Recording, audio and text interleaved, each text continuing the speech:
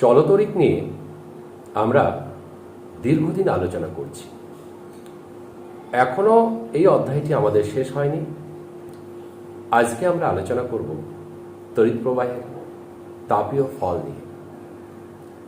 তড়িৎ প্রবাহের তাপীয় ফল আলোচনা করতে গেলে রোধ কাকে বলে সেটা আগে আমাদের জানার দরকার। যে ধর্মের জন্য পরিবাহী তার মধ্যে দিয়ে তড়িৎ প্রবাহকে বাধা দান করে, পরিবাহের সেই ধর্মকেই বলা হয় রোধ। অর্থাৎ রোধ পরিবাহীর মধ্য দিয়ে তড়িৎ প্রবাহকে বলা যায় বাধা দান করে, এবং তড়িৎ প্রবাহকে বাধা দান করে বলেই তড়িৎ প্রবাহকে এই বাধার বিরুদ্ধে কিছু কার্য করতে হয়, এবং এই কার্যই তাপে রূপান্তরিত হয়। যেহেতু এই তাপ তড়িৎ প্রবাহের ফলেই উৎপন্ন হয়েছে, তাই আমরা একে বলতে পারি তড়িৎ প্রবাহের তাপীয় ফল। তোমরা জানো যে তোমরা যখন বাড়িতে কাজ করো তখন কি হয়, যে গরমকালে যদি কাজ করো তাহলে দেখবে গা ঘেমে যায়, এবং খুব বেশি সময় ধরে যদি কাজ করো তাহলে দেখবে আরো বেশি করে ঘাম উৎপন্ন হয়, এবং কাজের পরিমাণ যদি বেশি থাকে তাহলে আমাদের সময়ও বেশি লাগে এবং ঘামও বেশি হয়। ঠিক তেমনিভাবে এই যে তাপ উৎপন্ন হয় পরিবাহের মধ্যে দিয়ে তড়িৎ প্রবাহ যাবার ফলে, এবং পরিবাহের মধ্যে দিয়ে তড়িৎ প্রবাহ যাবার ফলে যে তাপ উৎপন্ন হয়, সেই তাপ উৎপন্ন হওয়ার পিছনেও অনেকগুলো বিষয় জড়িত। যেমন পরিবাহের মধ্যে দিয়ে তড়িৎ প্রবাহ যাওয়ার সময় কি পরিমাণ বাধার সম্মুখীন হলো, অর্থাৎ কি পরিমাণ রোধের মুখোমুখি হলো সেটা একটা বিষয়। কত সময় ধরে পরিবাহের মধ্যে দিয়ে তড়িৎ প্রবাহ যাচ্ছে সেটা একটা বিষয়, এবং কি পরিমাণ তড়িৎ প্রবাহ যাচ্ছে সেটাও একটা বিষয়। তারপর আমরা বলতে পারি যে পরিবাহীতে তাপ উৎপন্ন হওয়ার পিছনে তিনটি বিষয় যুক্ত। কি কি সেগুলো? প্রথম আমরা বলতে পারি তড়িৎ প্রবাহের পরিমাণ বা তড়িৎ প্রবাহ মাত্রা, যাকে আমরা ক্যাপিটাল আই দিয়ে আমরা প্রকাশ করব। আমরা বলতে পারি বাধা বা রোধ, যাকে আমরা অলরেডি আমরা জানি যে রোধকে ক্যাপিটাল আর দিয়ে প্রকাশ করা হয়, এবং তড়িৎ প্রবাহ মাত্রাকেও ক্যাপিটাল আই দিয়ে প্রকাশ করা হয়। এবং আরেকটা হচ্ছে যে পরিবাহের ভিতরে তড়িৎ প্রবাহ কত সময় ধরে প্রবাহিত হচ্ছে, অর্থাৎ তড়িৎ প্রবাহের সময়, অর্থাৎ যাকে আমরা স্মল টি দিয়ে প্রকাশ করি। এখন এই যে তিনটে বিষয়, এই তিনটে বিষয় যে যুক্ত পরিবাহীতে কত পরিমাণ তাপ উৎপন্ন হবে তার সঙ্গে, এইটা নিয়ে একজন ব্রিটিশ বিজ্ঞানী 1841 সালে তিনটে সূত্র আবিষ্কার করেছিলেন। বাস্তবে সেই তিনটে সূত্রই জুলের সূত্র নামে পরিচিত।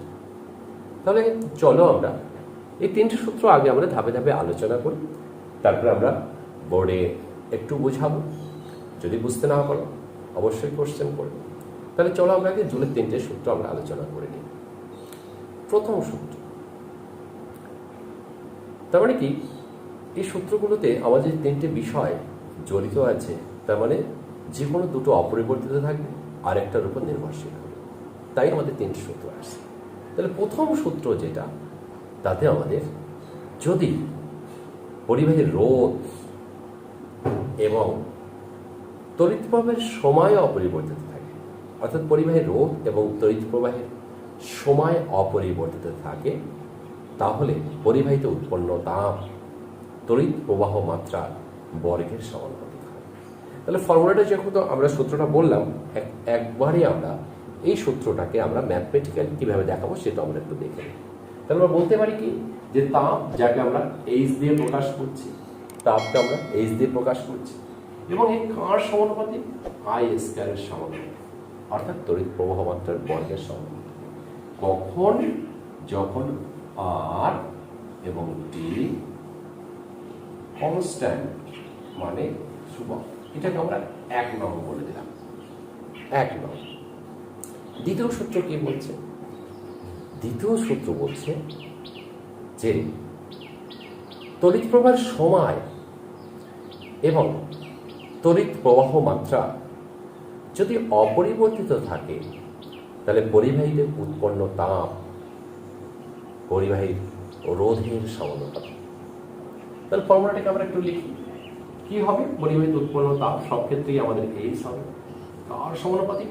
রোধের সমানুপাতিক। রোধকে আমরা আর দিয়ে প্রকাশ করেছি। কখন? যখন আমাদের আই অর্থাৎ প্রবাহ মাত্রা এবং টি যখন কনস্ট্যান্ট, এটাকে আমরা 2 নং প্রকাশ করি। 2 নং দিয়ে আমরা এটি লিখে নেব। তৃতীয় সূত্র কি? আমরা বোঝা যাচ্ছে আই টি কনস্ট্যান্ট হয়েছে, আর টি কনস্ট্যান্ট হয়েছে, তার মানে এরপরে কি কনস্ট্যান্ট হতে পারে? আর এবং আই। তার মানে আমরা কি বলতে পারি? এটাকে ফর্মুলাটাকে আমরা নিজেরাই ফর্মুলাগুলো তৈরি করে নিতে পারি। কেমন? যে পরিবাহী রোধ এবং তড়িৎ প্রবাহের তড়িৎ প্রবাহের রোধ এবং তড়িৎ প্রবাহ মাত্রা। পরিবাহী রোধ এবং তড়িৎ প্রবাহ মাত্রা যদি অপরিবর্তিত থাকে তাহলে পরিবাহীতে উৎপন্ন তাপ তড়িৎ প্রবাহের সময়ের সমানুপাতিক। অর্থাৎ কি? এইচ সমানুপাতিক টি। কখন? যখন আমাদের আই এবং আর কনস্ট্যান্ট। তাহলে 3টে ফর্মুলাকে আমরা আরেকবার বলছি, তাহলে ব্যাপারটা একদম ক্লিয়ার হয়ে যাবে। প্রথম সূত্র আমরা পরিষ্কার বুঝতে পারছি এখান থেকেই, যে পরিবাহীর রোধ এবং তড়িৎ প্রবাহের সময় যদি অপরিবর্তিত থাকে তাহলে পরিবাহীতে উৎপন্ন তাপ তড়িৎ প্রবাহ মাত্রার বর্গের সমানুপাতিক। দ্বিতীয় সূত্র আমাদের কি বলছে? যে তড়িৎ প্রবাহ মাত্রা এবং তড়িৎ প্রবাহের সময় যদি অপরিবর্তিত থাকে তাহলে পরিবাহীতে উৎপন্ন তাপ পরিবাহীর রোধের সমানুপাতিক। তৃতীয় সূত্র কি বলছে? তড়িৎ প্রবাহ মাত্রা এবং পরিবাহীর রোধ যদি অপরিবর্তিত থাকে তাহলে পরিবাহীতে উৎপন্ন তাপ সময়ের সমানুপাতিক হবে। এই যে 3টে ফর্মুলা, এই 3টে ফর্মুলাকে যদি আমরা একত্রে লিখি, একসঙ্গে লিখি, যেমনভাবে আমরা মনে করে দেখো তোমাদের অঙ্কে পড়েছ ভেদ, সেই ভেদে যৌগিক ভেদ বলে একটা অংশ আছে, সেই যৌগিক ভেদ অনুযায়ী আমরা কিন্তু 3টাকে একত্রে করতে পারি। অর্থাৎ বাঁ দিকে যদি একই আছে তাহলে ডান দিকের গুলোকে আমরা গুণ করে দিতে পারি। তাই করি আমরা। তাহলে 3টেকে যদি আমরা একসঙ্গে করি তাহলে আমাদের কি হয়? এইচ সমানুপাতিক I square R T. H সমানুপাতিক আই স্কয়ার আর টি। কখন হবে? যখন আর টি আই সবগুলো কি হবে? পরিবর্তনশীল, অর্থাৎ পরিবর্তিত হবে, পরিবর্তনশীল। এই সমানুপাতিক আই স্কয়ার আর টি কখন হবে? যখন আর টি আই অর্থাৎ পরিবাহীর রোধ, তড়িৎ প্রবাহের সময় এবং তড়িৎ প্রবাহ মাত্রা যদি পরিবর্তিত হয় তাহলে এই সমানুপাতিক আই স্কয়ার আর টি। আমরা জানি যে ভেদে পড়েছি যে সমানুপাতিক চিহ্ন যদি তুলতে হয় তাহলে কি আসে? একটা ধ্রুবক আসে, আই আর স্কয়ার আর টি। এই ধ্রুবকটাকে আমরা জে দিয়ে প্রকাশ করলাম, জে। পরবর্তীকালে আমরা জানবো জে কে বলা হয় বাস্তবে কি? যান্ত্রিক তুলাঙ্ক। তাহলে বাস্তবে এক্ষেত্রে কি? একটা ভেদ ধ্রুবক, আর কিছু না।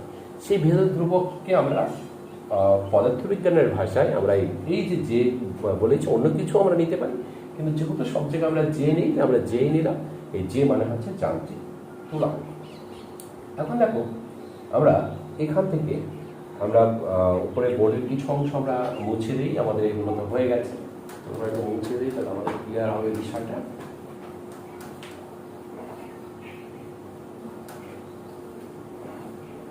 তার মানে আমরা কি পেলাম?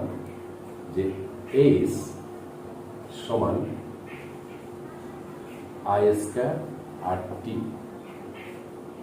By G. I square R T by G. এখন দেখো যদি আই তোমাদের বইয়ে সবকিছুই আছে, তো আমি একটু বুঝিয়ে দিচ্ছি। যদি আই অ্যাম্পিয়ার এককে, রোধ যদি ওহম এককে এবং সময় যদি সেকেন্ড এককে হয় এবং পরিবাহীর রোধ যদি ক্যালোরি এককে হয়, তাহলে আমাদের জির মান কি হবে 4.2 কি হবে একক কি হবে বলো 4.2 joule per calorie 4.2 joule per calorie 4.2 joule per calorie কোন ক্ষেত্রে যদি আমাদের আই যদি আমাদের অ্যাম্পিয়ার এককে হয় রোধ যদি আমাদের ওহম এককে হয় সময় টি যদি আমাদের সেকেন্ড এককে হয় এবং পরিবেশে উৎপন্ন তাপ যদি ক্যালোরি এককে হয় তাহলে আমাদের জির মান হবে 4.2 জুল পার ক্যালোরি তাহলে দেখো এটাকে আমরা যদি একটু বসিয়ে দিই তাহলে আমাদের মানটা পেয়ে যাবো এইচ সমান আই স্কয়ার RT বাই 4.2 সমান ভাগ করো দেখো ভাগ করো নিজেরা 4.2 কে 0.24 আই স্কয়ার RT এটা হচ্ছে আবার এসআই এককে যদি আমরা নিই এসআই এককে যদি আমরা নিই তাহলে দেখো যে একই রকম এই আই কে আমরা কি করব অ্যাম্পিয়ার এককে নেব আই কে এবং রোধকে আমরা কি নেব ওহম একক এবং টি সমান কি সেকেন্ড এককে যদি নেই এবং এইচ কে আমরা কি নেব জুল এককে জুল এককে যদি নেই তাহলে জির মান কি হয় 1 হয় জির মান কত হয় এটা আমরা মনে রাখবো কখন এসআই এককে আমরা মনে রাখবো যে এসআই এককে আই যদি আমরা অ্যাম্পিয়ার এককে নেই এবং আর রোধকে যদি ওহম এককে নেই এবং সময় টিকে যদি সেকেন্ড এককে নেই এবং এইচ কে যদি আমরা জুল এককে নেই তাহলে আমাদের কি হবে জির মান হবে 1 তাহলে সেই ক্ষেত্রে আমাদের ফর্মুলাটা কি হবে ফর্মুলাটা হবে এইচ সমান আই স্কয়ার RT এইটুকুই হবে এইচ সমান আই স্কয়ার RT এখানটা লিখছি আমি ভালো করে তাহলে বুঝে যাবে যে এইচ সমান সেই ক্ষেত্রে ফর্মুলাটা হবে এইচ সমান আই স্কয়ার RT এই গেল আমাদের জুলের সূত্র অর্থাৎ তড়িৎ প্রবাহের তাপের মান সংক্রান্ত যে জুলের ফর্মুলা সেই জুলের ফর্মুলাটা আমরা এতক্ষণ আমরা আলোচনা করব এরপরে দেখো আমাদের আরেকটা অংশ আছে যে কার্যশক্তির ধারণা থেকে জুলের সূত্রের অবতারণা কার্যশক্তির ধারণা থেকে জুলের সূত্রের অবতারণা অর্থাৎ কার্যশক্তির ধারণা থেকে আমরা কি করে জুলের সূত্র পাবো এটাকে আমাকে একটু ব্যাখ্যা করতে হবে ম্যাথমেটিক্যালি আমরা ধরো কি করলাম যে আমরা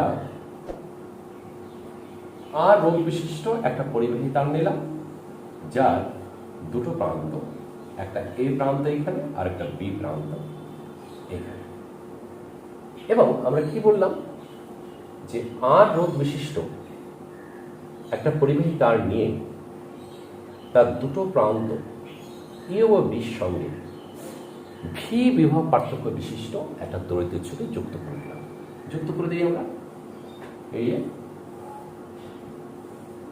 এর সঙ্গে আমরা কি করব আমরা ভি বিভব পার্থক্য এটা ধরো ভি বিভব পার্থক্য বিশিষ্ট একটা তড়িৎ উৎসকে আমরা যুক্ত করি যদি আমরা আর রোধ বিশিষ্ট একটা পরিবাহী একটা আর একটা রোধ যার দুটো প্রান্ত এ বি সেই এ বির সঙ্গে আমরা কি করলাম একটা ভি বিভব পার্থক্য বিশিষ্ট একটা তড়িৎ উৎসকে পরিবাহী তার দিয়ে আমরা যুক্ত করি তাহলে যুক্ত করে দিলে কি হবে আমাদের এ থেকে এই দিকে আমাদের কি যাবে আই তড়িৎ ধরে নিলাম আমরা আই তড়িৎ প্রবাহ যাচ্ছে আমি বোর্ডে বলছি তাই এত লিখছি না যে আই তড়িৎ প্রবাহ কোন দিকে যাচ্ছে এ থেকে বি প্রান্তের দিকে আই তড়িৎ প্রবাহ যাচ্ছে এখন দেখো তোমরা বড় দেখি যে আই তড়িৎ প্রবাহ যদি এ থেকে বি প্রান্তের দিকে যায় তাহলে প্রত্যেকটা মুহূর্তে এ থেকে বি প্রান্তের দিকে একটা ধনাত্মক আধান যাচ্ছে তাহলে যদি সেই সময়টা এ থেকে বি প্রান্তের দিকে যদি প্রত্যেক সেকেন্ডে যদি যায় তাহলে আমরা একটা সময় যদি আমরা ধরে নিই টি সেকেন্ড আমরা একটা যদি টি সেকেন্ড ধরে নিই তাহলে টি সেকেন্ডে এ থেকে বি প্রান্তের দিকে কত ধনাত্মক আধান যাচ্ছে সেটা আমরা দেখব তাহলে বাস্তবে দেখো সেই ধনাত্মক আধান কত হবে Q is equal to IT এটা কিন্তু আমরা আগে করে এসেছি আমরা আগের অধ্যায় এই অধ্যায়ে আমরা আগের যে বিভিন্ন আলোচনা আছে সেখানে আরও কয়েকটা ভিডিও আছে, তোমরা দেখে নিতে পারো। সেখানে তোমরা দেখো পি সমান আইটি আমরা পাবো। বাস্তবে তড়িৎ প্রবাহের পরিমাণকে আমরা আই এবং টি দিয়ে গুণ করে আমরা পাই, অর্থাৎ তড়িৎ প্রবাহ মাত্রা এবং সময় দিয়ে গুণ করে আমরা কত পরিমাণ তড়িৎ প্রবাহ যাচ্ছে, ধনাত্মক কাজ যাচ্ছে, সেটা আমরা বের করি। তার মানে কি, এ থেকে বি প্রান্ত থেকে টি সেকেন্ডে আমাদের যে মোট ধনাত্মক আধান যাচ্ছে সেটা পরিমাণ কত, আই। আবার দেখো বিভব পার্থক্যের সংজ্ঞা অনুযায়ী আমরা কি জানি? বিভব পার্থক্যের সংজ্ঞা অনুযায়ী আমরা বলছি যে আমরা বলতে পারি যে 1 কুলম্ব ধনাত্মক আধানকে এ থেকে বি প্রান্তের দিকে নিয়ে যেতে কত কাজ করতে হয়? ভি জুল কাজ করতে হয়। অর্থাৎ এ থেকে বি প্রান্তের দিকে 1 কুলম্ব, এই যে কিউ লিখেছি কুলম্ব, 1 কুলম্ব ধনাত্মক আধানকে নিয়ে যেতে ভি জুল কাজ করতে হয়। তাহলে যদি 1 কুলম্ব ধনাত্মক আধানকে এ থেকে বি প্রান্তের দিকে নিয়ে যেতে ভি জুল কাজ করতে হয়, তাহলে তোমরা বলো তো যে যদি আমরা কিউ কুলম্ব, এই কিউ কুলম্ব যদি আমরা নিই, যদি আমরা কিউ কুলম্ব ধনাত্মক আধান নেই, তাহলে মনে করে রাখো যে কিউ কুলম্ব ধনাত্মক আধানকে যদি আমরা এ থেকে বি প্রান্তের দিকে নিয়ে যাই তাহলে কত জুল কাজ করতে হবে? অবশ্যই সেক্ষেত্রে আমাদের কত জুল কাজ করতে হবে? V Q joule. কারণ কি, আমরা ভির সঙ্গে যেমন 1 দিয়ে গুণ করে আমরা ভি জুল পেয়েছি, তেমনি ভাবে আমরা কিউ কুলম্ব ধনাত্মক আধানকে যদি এ থেকে বি প্রান্তের দিকে নিয়ে যেতে চাই তাহলে কিন্তু আমাদের ভি কিউ জুল কাজ করতে হবে। এবং এই কাজকে যদি আমরা ডব্লিউ দিয়ে প্রকাশ করি তাহলে দেখো ডব্লিউ সমান সমান V Q, W equal to V. আমাদের এখানে কিউ ইকুয়াল টু আমরা কি পেয়েছি? এই যে কিউ ইকুয়াল টু আইটি, তাহলে কিউ ইকুয়াল টু যদি আইটি পাই তাহলে আমরা এখানে কিউর জায়গায় আমরা লিখে দিলাম ভি আইটি। এখন তোমরা লিখতে পারো যেহেতু Q equal to IT, Q equal to IT. আবার তোমরা মনে করে দেখো যে ওহমের সূত্র অনুযায়ী আমরা কি জানি? ওহমের সূত্র অনুযায়ী